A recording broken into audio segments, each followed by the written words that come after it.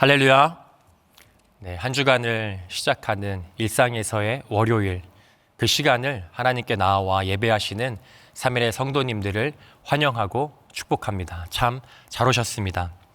저희는 매일 성경 순서에 따라서 사도행전 9장의 말씀을 살펴보게 됩니다. 어제 주일 말씀이 사도행전 9장 1절부터 또 19절까지의 말씀인데요. 우리가 오늘 말씀을 더 잘 이해하기 위해서 어제의 말씀을 잠시 요약하려고 합니다. 사도행전 9장은 사울의 인생 중에서 가장 극적인 순간을 기록하고 있습니다. 사울은 교회와 성도들을 심하게 핍박하고 박해했던 사람입니다. 유대교와 모세의 율법에 대해서는 누구보다 열심을 가지고 있던 사울이었기에 율법을 지키지 않고 또 자신이 율법의 완성이라고 하는 예수 그리스도를 보며 증오를 했습니다. 또한 나무에 달려 저주의 죽음을 당한 예수를 메시아, 곧 구원자라고 하는 이 신성 모독에 대해서는 더 이상 참을 수가 없었습니다. 그래서 사울은 교회와 그리스도인들을 제거하는 것이 하나님을 향한 충성이며 또 유대교에 이바지하는 매우 중요한 헌신이라고 생각을 했습니다.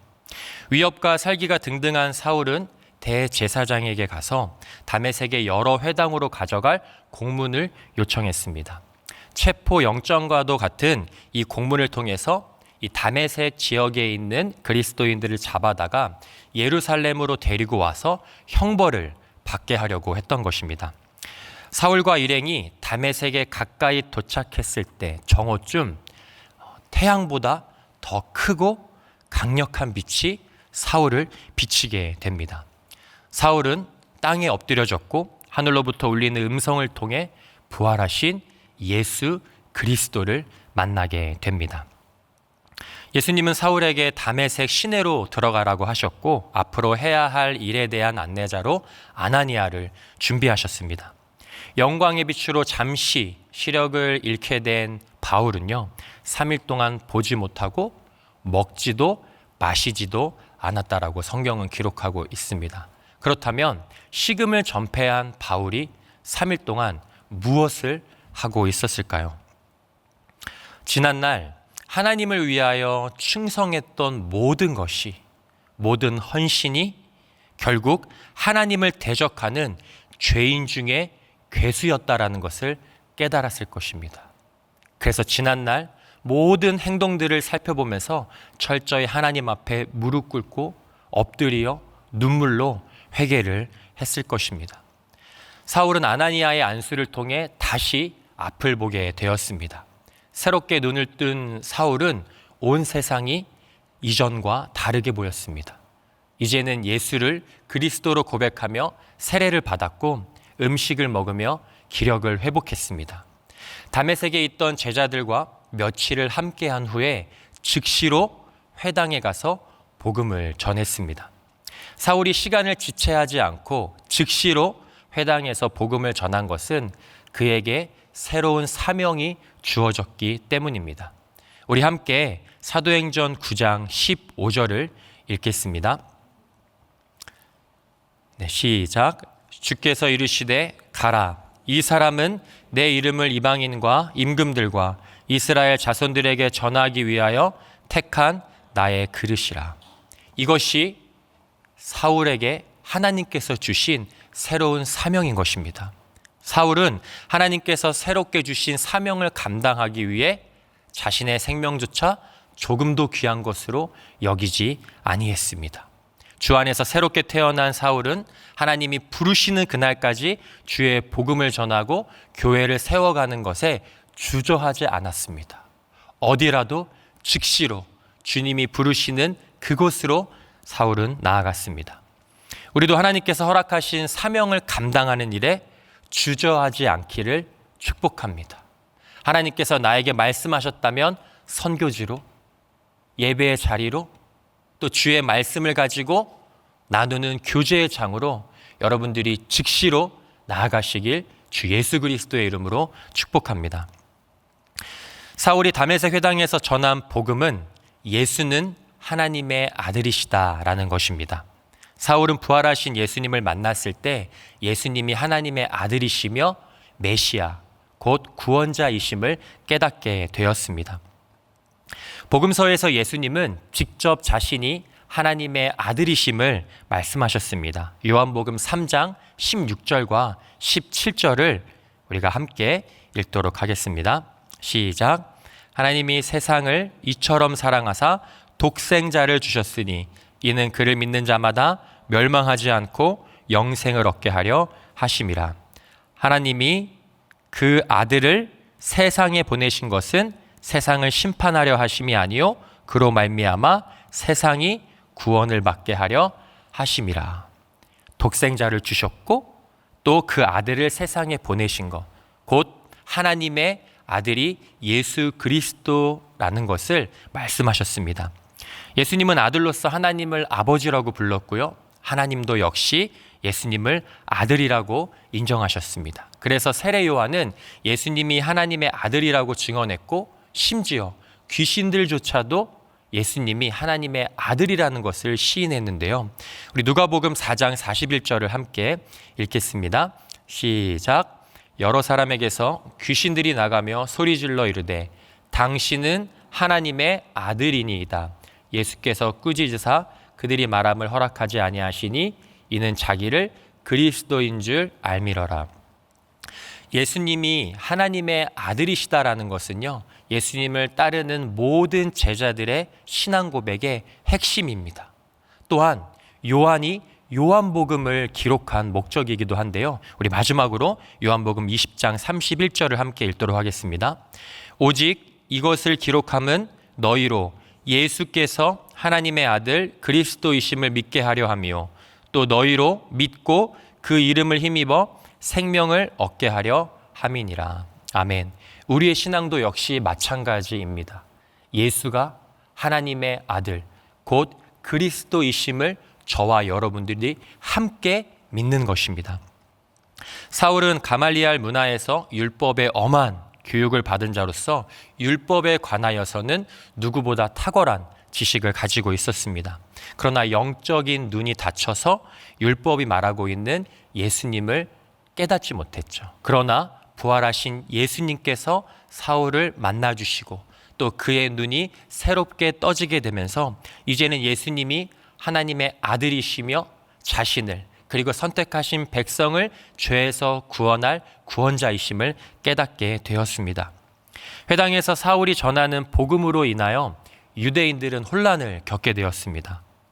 왜냐하면 얼마 전까지만 해도 이 사울이라는 사람이 예루살렘에서 교회와 성도들을 심하게 박해했고 또 다메섹이라는 지역의 그리스도인들을 잡아다가 예루살렘에서 감옥에 가두기 위해서 대제사장에게 가서 공문을 가지고 왔다라고 알고 있었기 때문입니다. 그런데 지금 이들의 눈 앞에 바울이 어떠한 행동을 하고 있냐면 예수가 하나님의 아들이시며 그리스도다라고 선포하고 있는 것입니다. 또한 그것을 율법을 통하여 성경 말씀을 통하여 증명하고 있었다라는 것이죠. 바울은 여러 날 동안 회당을 다니면서 예수가 하나님의 아들이며 그리스도라는 것을 선포하고 증명했습니다. 그러자 유대인들이 사울을 어떻게 하려고 하냐면 죽이려고 계획했습니다.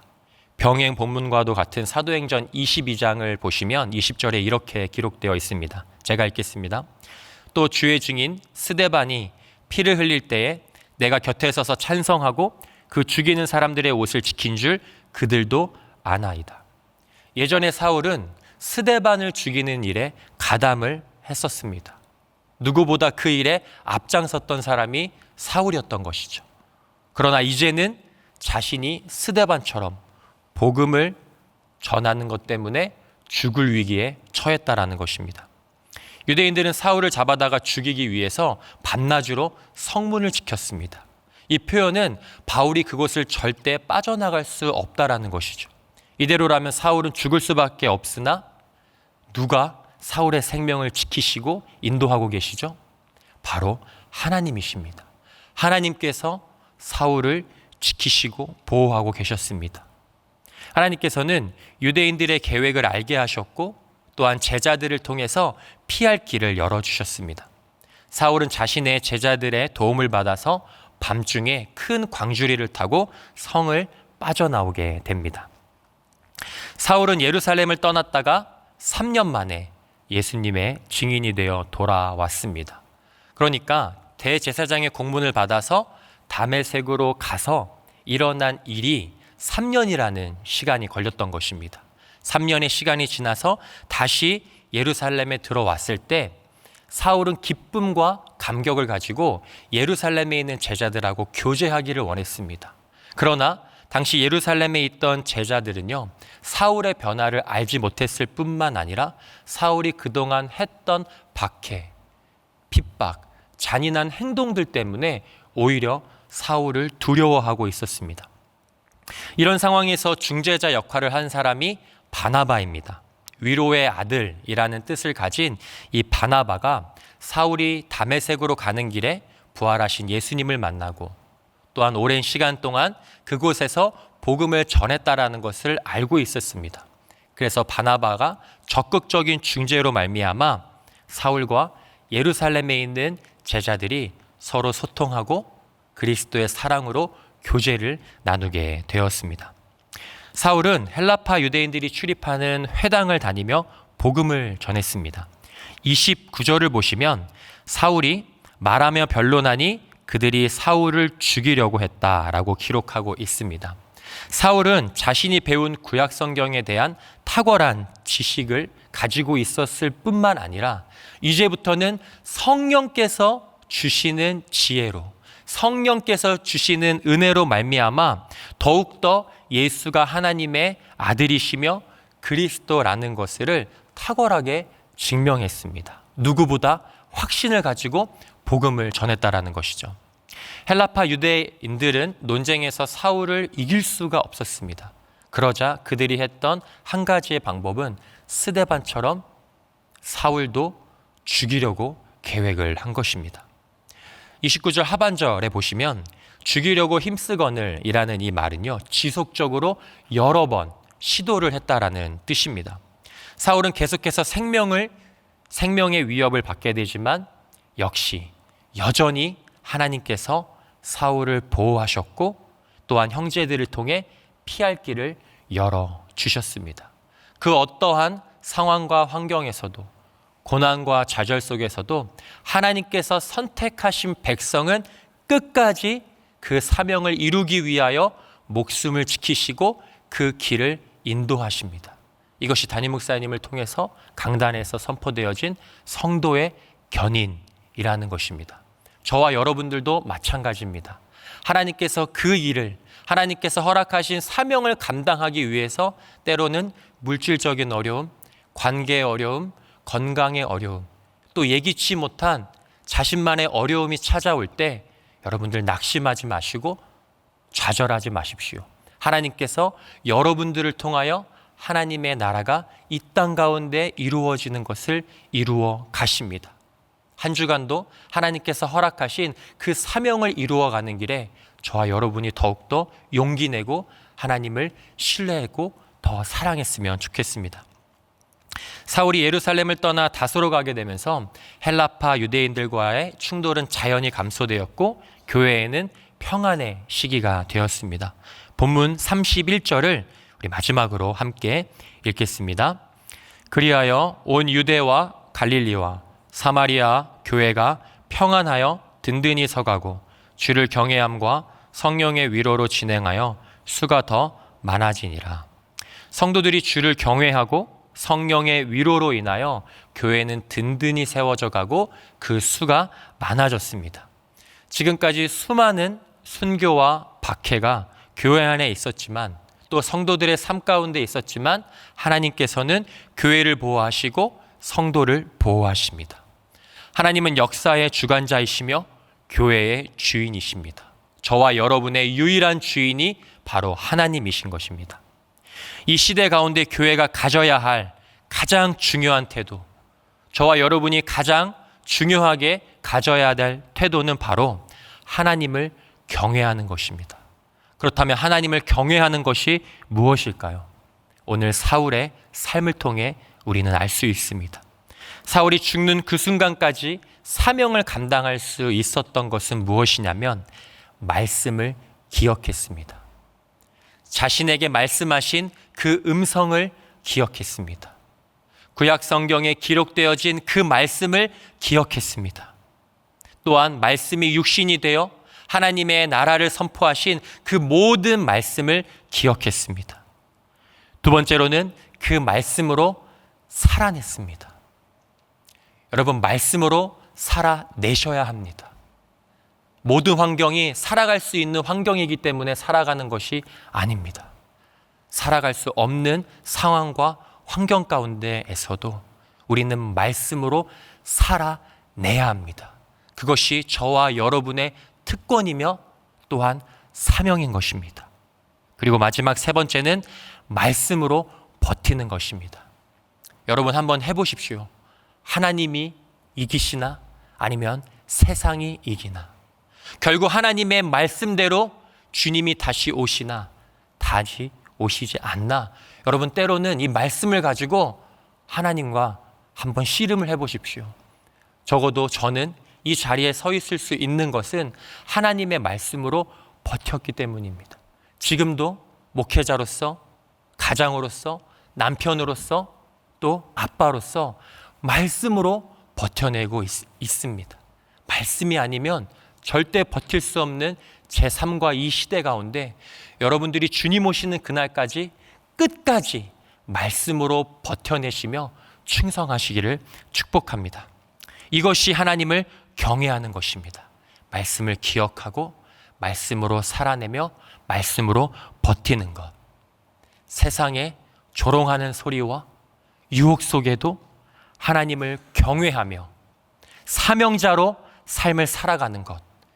그것이 오늘 사울의 삶뿐만이 아니라 하나님께서 선택하시고 예수 그리스도께서 대속하시며 구원하신 저와 여러분들의 삶, 곧 사명자의 삶임을 이 시간 말씀을 통해 더욱더 깊이 깨닫고 한 주간 말씀으로 살아내시길, 또 기억하시길, 버텨내시길 주 예수 그리스도의 이름으로 축복합니다. 이 시간 말씀을 기억하면서 함께 기도하시고 또한 각자 가지고 나오신 기도 제목으로 기도하신 후에 삶의 자리로 나아가겠습니다. 기도합니다. 하나님, 오늘도 박혜자의